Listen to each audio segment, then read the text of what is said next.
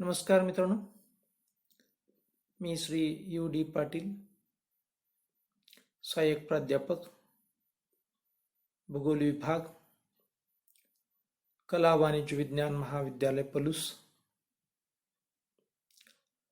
आपल्या सर्वांचं स्वागत करीत आहे. BA भाग 3 सेमिस्टर 6 भूगोल पेपर नंबर 11 नागरी भूगोल. Syllabus of urban geography introduced from June 2020. जून 2020 पासून या नागरी भूगोलाच्या अभ्यासाची ओळख आपल्याला झालेली आहे आणि यामध्ये आपण 4 प्रकरणांचा अभ्यास करणार आहोत. Introduction to urban geography first module आहे, म्हणजेच नागरी भूगोलाची ओळख. या प्रकरणाचा आपण अभ्यास पूर्ण केलेला आहे. मॉड्यूल सेकंड अर्बनायझेशन नागरीकरण, याही प्रकरणाचा आपण अभ्यास पूर्ण केलेला आहे. Module third structure and morphology of urban centres, नागरी संरचना आणि रूपिकी, या प्रकरणाचा अभ्यास आपण सुरू केलेला आहे. आणि मॉड्यूल 4 अर्बन प्रॉब्लेम, या प्रकरणाचा अभ्यास नजीकच्याच काळात आपण करणार आहोत. नागरी संरचना आणि नागरी रूपिकी या मॉड्यूल 3 मध्ये structure and morphology of urban centres या चॅप्टर मध्ये आपण खालील गोष्टींचा अभ्यास करणार आहोत. यामध्ये concept of structure and morphology, नागरी संरचना आणि नागरी रूपिकी याची संकल्पना,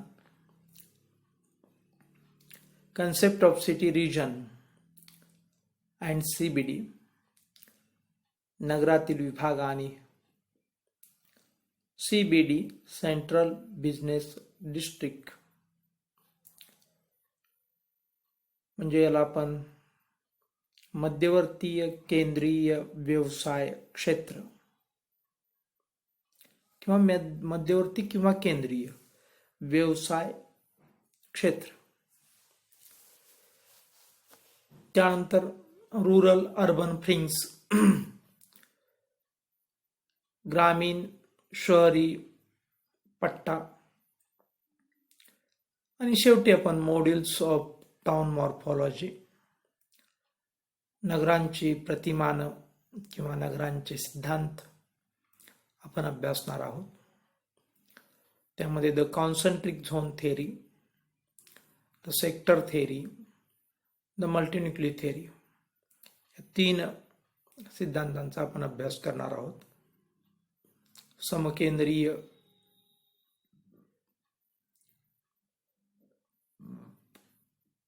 विभाग सिद्धांत, सेक्टर थेअरी, त्रिज्याखंड सिद्धांत, मल्टीन्यूक्लियर थेअरी, बहुकेंद्रीय सिद्धांत आपण अभ्यासणार आहोत. मित्रांनो, पाठीमागच्या तासाला पण नागरी संरचना व रूपिकीची संकल्पना या मुद्द्याला आपण सुरुवात केलेली आहे. आणि यामध्ये मित्रांनो, नागरी रूपिकी, ज्याला आपण मॉर्फॉलॉजी असं म्हणतो, कशाला म्हणायचं हे आपण पाहिलं. नगर अंतर्गत सर्व घटकांच्या अभ्यासाला नागरी रूपिकी असे म्हणतात. नगरांतर्गत सर्व घटकांच्या अभ्यासाला नागरी रूपिकी असं म्हणतात. प्रोफेसर ब्लाशार यांच्या मते नगराची अंतर्गत रचना म्हणजे नागरी रूपिकी होय. यामध्ये नागरी लोकसंख्या, त्यांची राहती घरे, त्यांचे स्वरूप, रचना, शहरांतर्गत दळणवळणाचे मार्ग व त्यांचा परस्पर संबंध, नागरी भूमी उपयोजन, नगर नियोजन, नगरातील पाणी पुरवठा, नगरातील दैनंदिन कार्य इत्यादी सर्व घटकांचा अभ्यास नागरी रूपिकेच्या अंतर्गत होतो. आणि याचा अभ्यास करताना आपण नागरी रूपिकी ही संज्ञा कशी बहुव्यापक, बहुसमावेशक, बहुआयामी आहे, अत्यंत गुंतागुंतीची आहे, यावरती चर्चा केली. यामधल्या अनेक गोष्टींचा अभ्यास पैकी आपल्याला जे काही स्क्रीनवरती जे आपण मुद्द्यांचा समावेश केलेला आहे त्या मुद्द्यांची आपण चर्चाही केली. आणि नागरी रूपिकीची जी काही संकल्पना आहे ती संकल्पना आपण समजून घेतली. आणि यानंतर मित्रांनो आपण नगरांची संरचना किंवा नगराच्या संरचनेची संकल्पना आज आपण पाहूया. स्क्रीनवरती आपल्याला प्रथम नगराची संकल्पना, नगराची संरचनेची संकल्पना व नंतर रूपिकीची संकल्पना अशी मांडणी दिसते. परंतु आपण अगोदर रूपिकीची संकल्पना, नगराच्या रूपिकीची संकल्पना अगोदर पाहिली. याचं कारण मित्रांनो, रूपिकेची संकल्पनेवरती आधारित नगराची संरचनेची संकल्पना आहे, हे आज आपल्याला थोडंसं या ठिकाणी लक्षात येईल. तर नागरी केंद्राच्या रूपिकेचा अभ्यास करावयाचा असेल तर आपणास तेथील राहते घरे, औद्योगिक वसाहती, व्यापारी उलाढालीची क्षेत्रे इत्यादी, म्हणजे त्यामध्ये लोकसंख्या येईल आणि इतरही गोष्टी येतील ज्या काल आपण पाहिलेल्या आहेत त्या इत्यादीची मांडणी कोणत्या क्रमाने झाली आहे याचा अभ्यास करावा लागतो. या मांडणीलाच नागरी संरचना असे म्हणतात. पहा, नागरी संरचना आणि नागरी रूपिकी या दोन संज्ञा बरेच तज्ञ मंडळी एकाच अर्थानं वापरतात. त्याचं कारण मित्रांनो या ठिकाणी लपलेलं आपल्याला पाहायला मिळेल. कारण नागरी केंद्रांच्या रूपिकेचा अभ्यास करावयाचा असेल तर मित्रांनो, राहती घरे, औद्योगिक वसाहती, व्यापारी उलाढालीची क्षेत्रे इत्यादीची मांडणी कोणत्या क्रमाने झाली आहे याचा अभ्यास करावा लागतो. म्हणजे या मांडणीला संरचना असं म्हणतात. तर या सर्व घटकांच्या अभ्यासाला रूपिके असं म्हणतात. इतकं यामध्ये आपल्याला साम्य पाहायला मिळतं. म्हणून या दोन्ही संकल्पनेमध्ये बरेच साम्य आहे व त्यामध्ये थोडासा फरकही आहे, हे लक्षात घेणे आवश्यक आहे. बऱ्याच वेळा या दोन्ही संज्ञा एकाच अर्थाने मित्रांनो वापरले जातात, परंतु यातला सूक्ष्म फरक आपण या ठिकाणी समजून घेण्याचा प्रयत्न केलेला आहे. पुन्हा एकदा अगदी थोडक्यात की नागरी रुपिकी म्हणजे अनेक जे काही घटक आपण पाहिले, लोकसंख्या,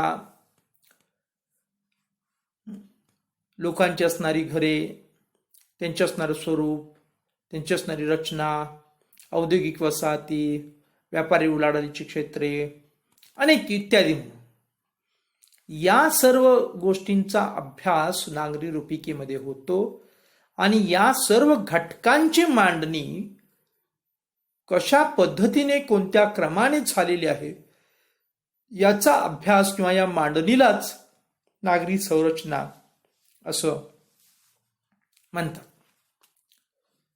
लक्षात घ्या. अशा प्रकारे ह्या दोन संकल्पना अत्यंत एकमेकांशी संलग्न असलेल्या आपल्याला पाहायला मिळतात. साधारणपणे मित्रांनो आपण पाहतो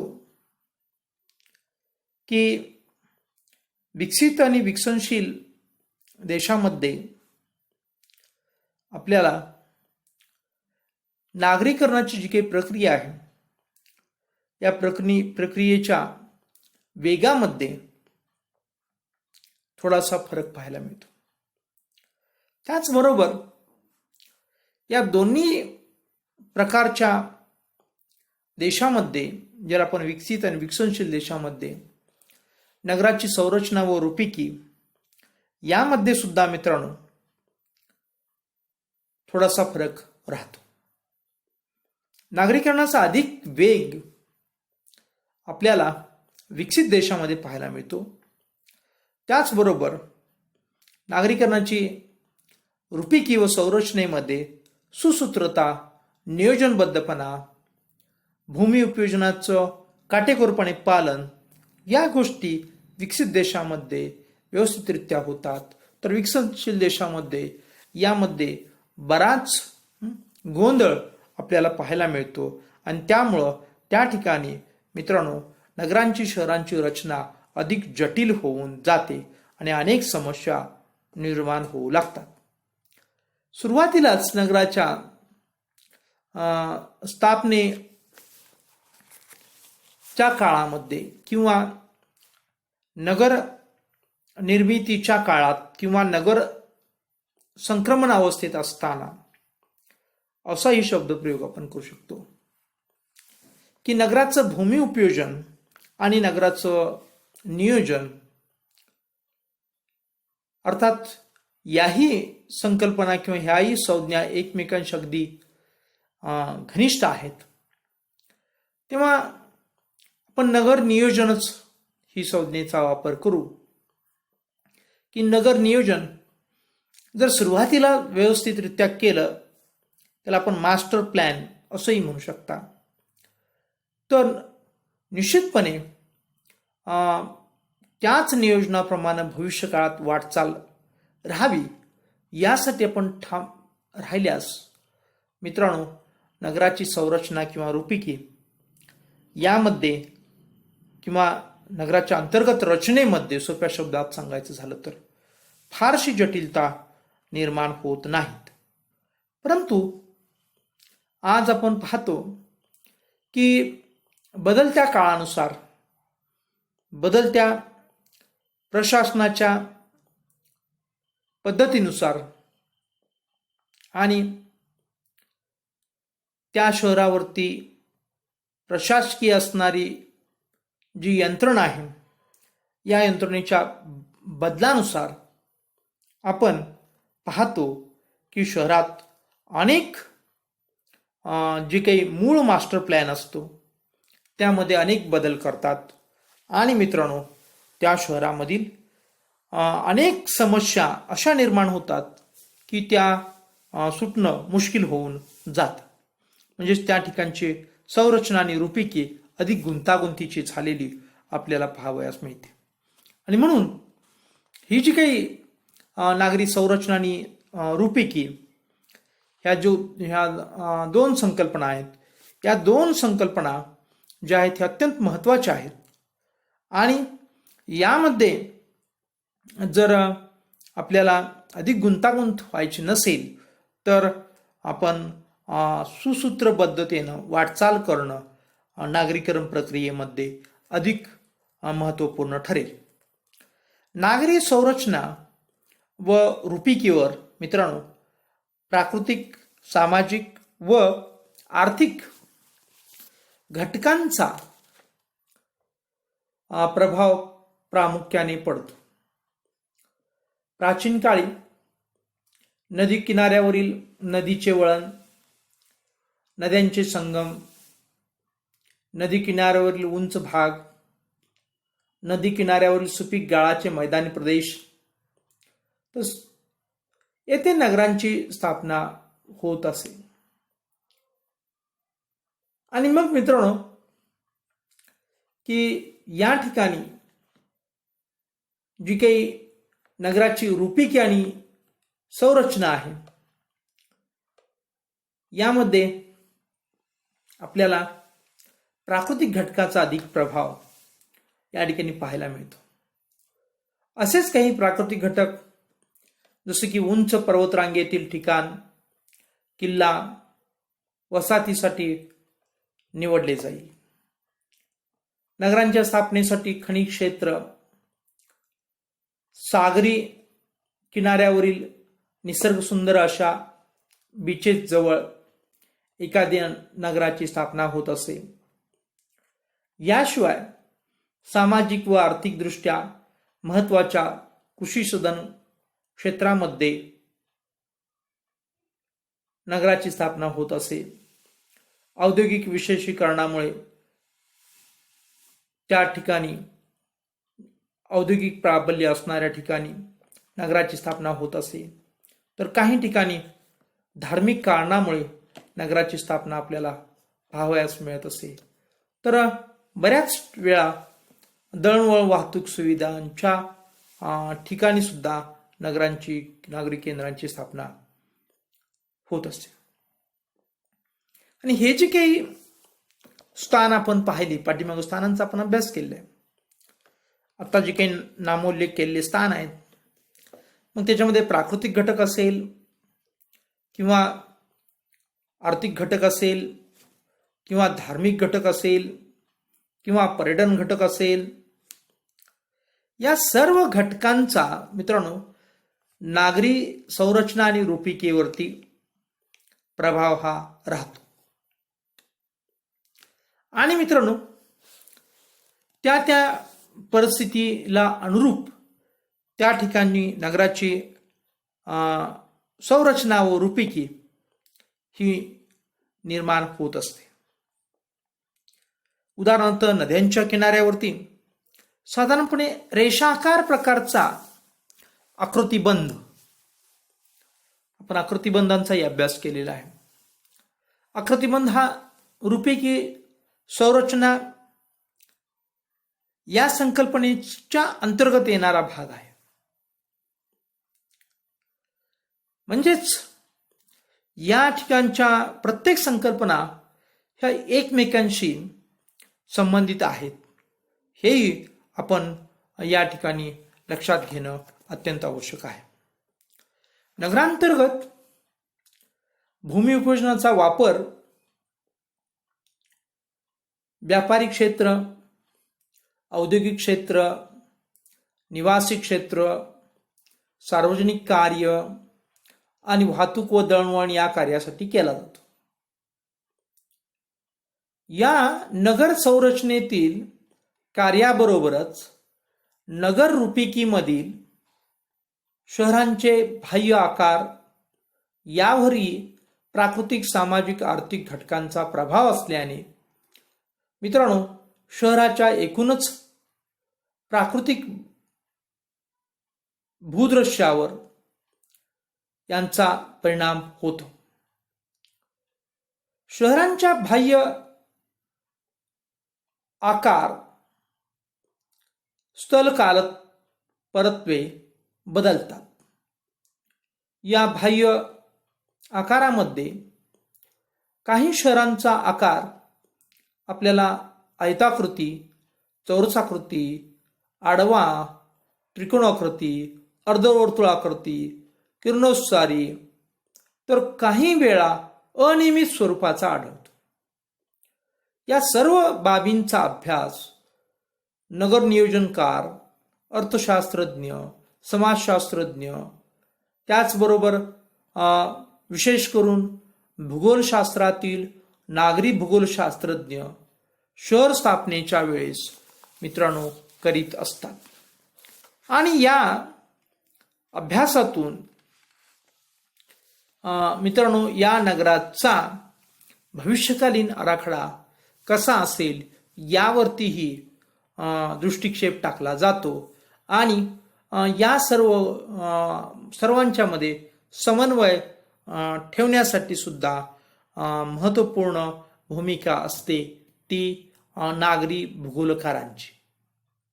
हे या ठिकाणी आपण लक्षात घेणं आवश्यक आहे. आणि या ठिकाणी एक महत्त्वपूर्ण गोष्ट आपल्याला नगराची जी काही संरचना आणि रूपिकेची संकल्पना समजून घेताना आपण लक्षात ठेवली पाहिजे की या सर्व गोष्टींच्या वरती अत्यंत महत्त्वाचा प्रभाव असतो. तो म्हणजे मित्रांनो प्राकृतिक घटक, सामाजिक घटक, आर्थिक घटक या घटकांचा प्रभाव असतो. आणि या सर्व घटकांच्या मुळे नगराची एक विशेष अशी रूपिकी किंवा संरचना बिल्टअप होते किंवा तयार होते असं आपण म्हटलं तर चुकीचं होणार नाही. अशा प्रकारे मित्रांनो आपण नगरांची जी काही संरचना व रूपिकीची जी काही संकल्पना आहे ती संकल्पना या ठिकाणी समजून घेतलेली आहे. आणि मग आपण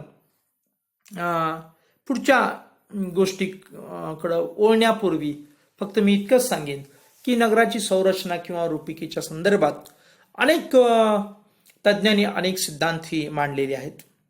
आणि त्यातील काही सिद्धांतांचा अभ्यास आपल्याला या ठिकाणी करावयाचा आहे. अर्थात पुढच्या याच प्रकरणात करावयाचा आहे. पुढं ते मुद्दे येणार आहेत.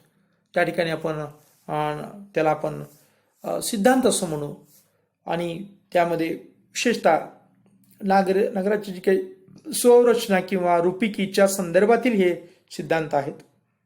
उदाहरणार्थ समकेंद्रीय कटिबद्ध सिद्धांत किंवा त्रिज्याखंड सिद्धांत किंवा बहुकेंद्रीय सिद्धांत असे अनेक सिद्धांत आहेत.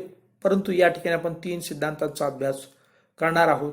आणि या सिद्धांतांच्या आधारे सुद्धा आपण नगराची संरचना किंवा रूपिकी ही जी काही संकल्पना आहे ही संकल्पना आपल्याला अधिक लक्षात येण्यामध्ये मदत होणार आहे मित्रांनो. म्हणून या ठिकाणी त्याचा मी मुद्दाम नामोल्लेख केलेला आहे. आणि त्या सिद्धांतांचा जेव्हा तुम्ही अभ्यास कराल तेव्हा खऱ्या अर्थानं तुम्हाला नगर संरचना किंवा रूपिकी कशी असते किंवा नगराचे विभाग कसे असतात वगैरे वगैरे या सगळ्या गोष्टी आपल्याला कळणार आहेत. तर तेव्हा आपण पुढच्या मुद्द्याकडं वळूया. त्या मुद्द्याचं नाव आहे नागरी विभाग.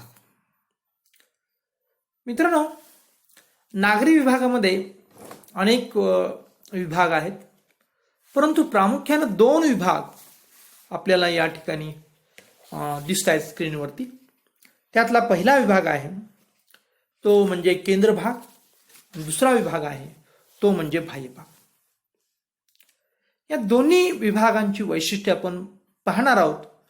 आणि पुढं आपण मित्रांनो नगराचे जे काही अंतर्गत विभाग अनेक इतरही अंतर्गत विभाग याशी संबंधित या दोन्हीशी संबंधितच आहेत. ते केंद्र भाग आणि बाह्य भागाशी संबंधित तेही विभाग आपण पुढे पाहणार आहोत. परंतु प्रथम या 2 विभाग आपण समजून घेऊ. प्रथम आपण नागरी विभाग यावरती थोडंसं प्रकाश टाकण्याचा प्रयत्न करूया. मित्रांनो विकसित देशाप्रमाणेच अलीकडच्या काळामध्ये विकसनशील देशात सुद्धा नागरीकरण मोठ्या प्रमाणावर होऊ लागल्याने नागरी वाढीबरोबरच नगरांच्या संख्येत मोठ्या प्रमाणात वाढ होत आहे.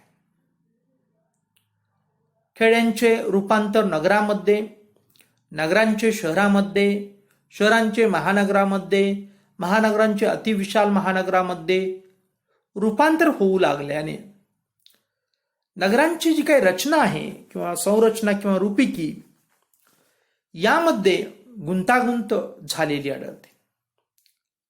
शहरांच्या विस्ताराबरोबरच शहरांचा आकारही बदलत गेल्याने त्या शहरांचे कार्यांवरती स्पष्ट नागरी विभाग पाडणेही अडचणीचे होत आहे. नागरी भूगोल तज्ञांना व नगर नियोजनकारांना हे एक मोठे आव्हान होऊन बसले आहे. विविध कार्यावरून शहरांचे अनेक नागरी विभागामध्ये विभाजन करण्याचा प्रयत्न केला जात आहे. सर्वसाधारणपणे मित्रांनो, ढोबळमानाने नगराचे अथवा शहराचे पुढील दोन म्हणजेच केंद्र भाग व बाह्य भाग अशा दोन विभागामध्ये विभाजन केलेले आढळते. त्यामध्ये केंद्र भाग, त्याला इंग्लिशमध्ये तुम्ही द कोर असं म्हणता. नगराचा केंद्र भाग हा नगराचे व्यापारी क्षेत्र व आर्थिक उलाढालीचे प्रमुख केंद्र असते. मित्रांनो, या भागात विविध प्रकारची दुकाने, हॉटेल्स, दवाखाने, शासकीय व निमशासकीय कार्यालये, विमा कंपन्या, देशी परदेशी बँका, इतर असणाऱ्या सामाजिक संस्था, त्यांची असणारी कार्यालये, अशा अनेक प्रकारच्या सेवा सुविधा त्या ठिकाणी आपल्याला पाहायला मिळतात. सर्वसामान्यपणे मित्रांनो, या ठिकाणी अशा प्रकारची जी कार्य असतात, या कार्याची खूप गर्दी त्या ठिकाणी झालेली असते. आणि म्हणून प्रत्येक शहराचा जो केंद्र भाग असतो तो अत्यंत गजबजलेला असतो. आणि या ठिकाणी या केंद्र भागामध्ये अनेक समस्याही असतात. मित्रांनो, आपण या केंद्र भागाचा अभ्यास पुढेही करणार आहोत आणि अत्यंत सखोल करणार आहोत. म्हणून या ठिकाणी आपण थोडक्यात या केंद्र भागाचा परिचय करून घेणार आहोत. तरी सुद्धा या केंद्र भागाची काही वैशिष्ट्ये या ठिकाणी आपण नमूद करूया, जेणेकरून हळूहळू या केंद्र भागाचं महत्त्व आपल्या मनामध्ये व्यवस्थितरित्या बिंबेल किंवा त्याचं चित्र उभं राहील. तर नगराचा केंद्र भाग याची वैशिष्ट्यामध्ये पहिलं वैशिष्ट्य आपण पाहूया मित्रांनो, की प्रत्येक नगराचा जो केंद्र भाग असतो हे शहराच्या आर्थिक उलाढालीचे प्रमुख केंद्र असते. ज्याला आपण केंद्र भाग म्हणतो, हे महत्त्वपूर्ण ठिकाण आहे हे यावरून आपल्या लक्षात येतं. या केंद्र भागाच्या जी काही जमिनीच्या किमती आहेत त्या किमती भरमसाठ आपल्याला पाहायला मिळतात. जागेच्या अभावामुळे या ठिकाणी जे काही इमारती आहेत ह्या गगनचुंबी इमारती आढळतात. मित्रांनो, याचं कारण आपल्याला सांगता येतं. गगनचुंबी इमारती उभा राहण्याचं कारण की त्या ठिकाणी असणारे अनेक प्रकारचे उद्योग आणि या उद्योगांची रेलचेल, आणि दुसरी महत्त्वपूर्ण गोष्ट की या ठिकाणी जागेचा अभाव आणि या ठिकाणच्या जागेच्या भरमसाठ किमती, आणि यामुळं त्या ठिकाणी कमीत कमी जागेचा जास्तीत जास्त वापर करण्याच्या प्रयत्नातून त्या ठिकाणी गगनचुंबी इमारती उभा राहतात. हे आपल्याला या ठिकाणी पाहायला मिळतं.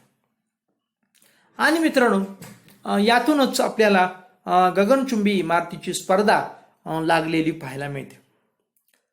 तर हे सर्व आपल्याला त्या ठिकाणी असणारा जो काही जागेचा अभाव आणि त्या ठिकाणी असणारी जी काही अनेक उद्योगांची रेलचेल यातून आणि जागेच्या असणारा भरमसाठ किमती यातून या गगनचुंबी इमारती उभा राहिलेली वैशिष्ट्य आपल्याला या ठिकाणी सांगता येतात पहा किंवा सांगता येतं पहा. त्यानंतर या ठिकाणच्या भागाशी जो काही केंद्र भाग म्हणतो त्या केंद्र भागाशी अनेक लोकांचा, जवळजवळ नगरातील सर्व लोकांचा, इतकंच काय, नगरातील परिसरातील अनेक जे काही भाग आहेत त्याला आपण काही वेळेस उपनगर म्हणू आणि उपनगरांच्या बाहेर सुद्धा असणारा जो काही ग्रामीण भाग म्हणू, यांचाही नगराच्या केंद्र भागांशी संपर्क असतो आणि हेही खास नगराचं वैशिष्ट्य असतं असंही आपण या ठिकाणी म्हणू शकतो. यानंतर आपण जो पुढचं वैशिष्ट्य आहे की नगरातील सर्व वाहतूक मार्ग हे केंद्राशी जोडलेले असतात. म्हणजे प्रत्येक घटकाला, प्रत्येक विभागाला, नगरात असणाऱ्या प्रत्येक आपण क्षेत्राला या केंद्र भागाशी संपर्क ठेवायचा असतो आणि म्हणून मित्रांनो की या केंद्र भागाशी संपर्क आपला राहावा आणि तो सहज सुलभ राहावा यासाठी या अनेक क्षेत्रांचा या केंद्राशी एक वाहतुकीच्या जाळ्यांनी त्या ठिकाणी संपर्क केलेला असतो किंवा त्या ठिकाणी संपर्क अधिक सुलभ केलेला असतो आणि हे सुलभ करण्याचं काम हे वाहतुकीचे मार्ग करीत असतात असं आपण म्हटलं तरी चालेल.